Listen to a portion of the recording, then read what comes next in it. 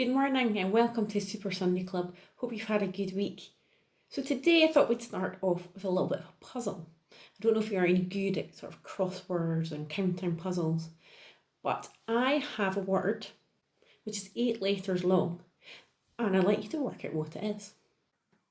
So in this picture you can see Ruth, who's collecting in the grain at the side of the picture, and alongside it there are 8 different numbers. And next to each number, there are 3 bags. I want you to count the number of grains in the bag, and then the correct number of grains underneath is a letter we're looking for. It'll all make sense when we get started, don't worry. So here's the first number. And you can see there's a 12 and it equals, there's 3 bags of grain. So can you count and find out which bag of grain has 12 in it? And then underneath you'll see the letter. So if you think it's the first bag, the first letter will be U. If you think it's the second bag, it'll be N. And if you think it's the third bag, it's R. So write down the correct letter and then we'll find the next letter. So hopefully you counted it up and you found that the first letter is R. And now we're ready to find the next number. So the next bag, we're looking for 20 pieces of grain. So which bag is it and what letter matches it? Is it the E, the P, or the R? So the next letter is one of these. So 5 pieces of grain this time. So count them out. And what is the letter that matches the correct bag of grain? 5 pieces of grain. So I'm doing it along with you. And we now have 3 letters, R, E, D. And for our next letter, we're looking for the bag which has 10 pieces of grain in it.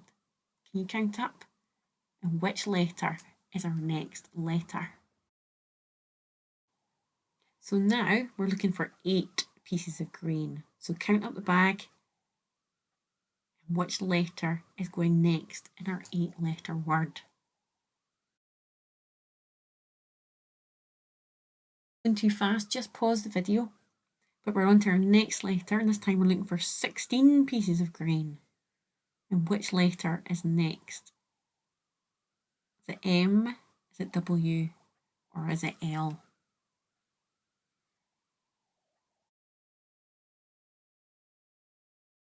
So our next number is 14. Can you count up 14 pieces of grain in one of the bags? And then it's either an N, an E, or an R to add on to our word. We're getting there, we're almost there. Okay, it's time for our last letter. And this time we're counting up 7 pieces of grain. Is it U, G, or R?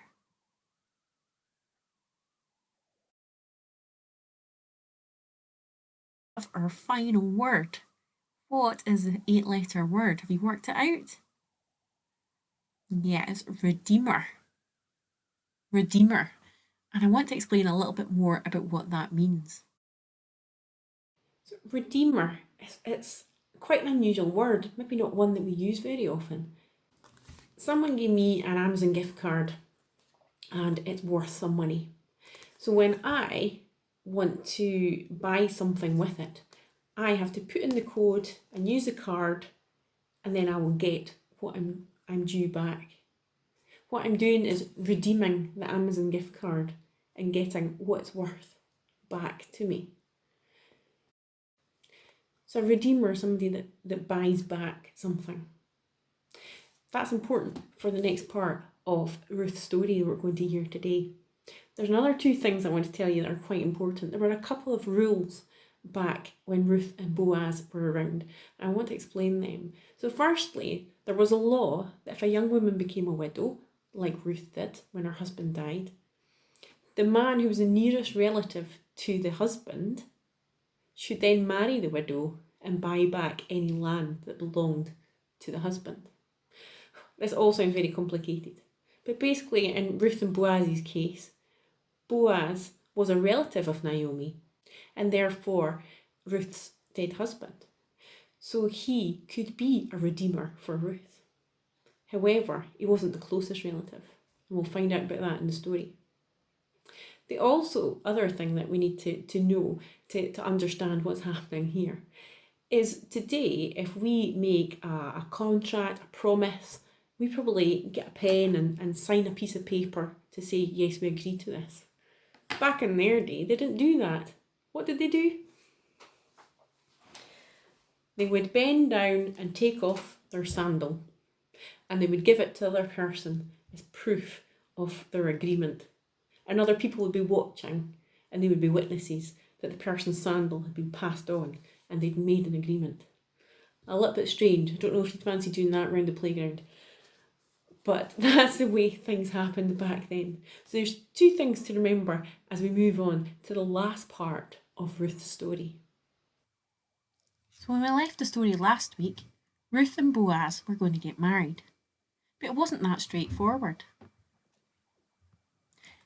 You see, there was a closer relative to Naomi who had a greater legal right to marry Ruth. Under Old Testament law, a near relative was allowed to buy back or redeem property that belonged to a family member. Boaz, to be fair, realised that he should go and speak to this other relative first.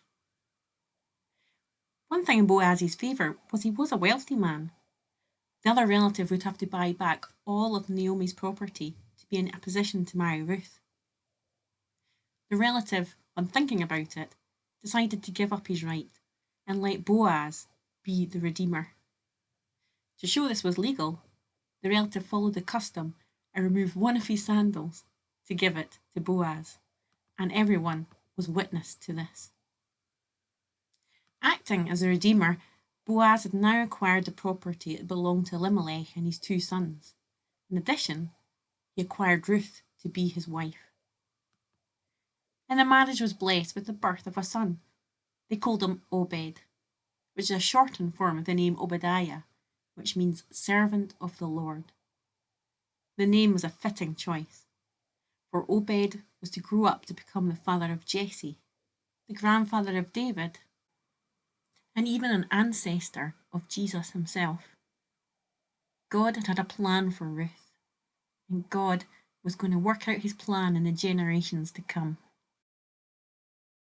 And that's the amazing thing, is that as Boaz was the redeemer of Ruth, so Jesus, their great-grandson, is the redeemer of us today. Jesus, who died on the cross, who took the price of our sin, who died for us, is our redeemer. And we can give thanks for that today.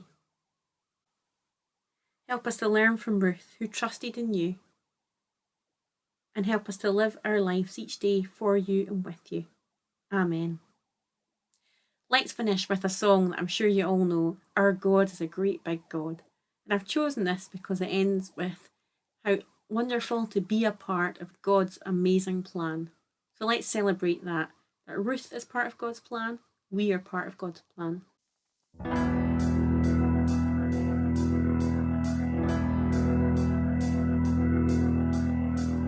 Our God is a great big God. Our God is a great big God. Our God is a great big God, and He holds us in His hands. Our God is a great big God. Our God is a great big God. Our God is a great big God, and He holds us in His hands. He's higher than a skyscraper, He's deeper than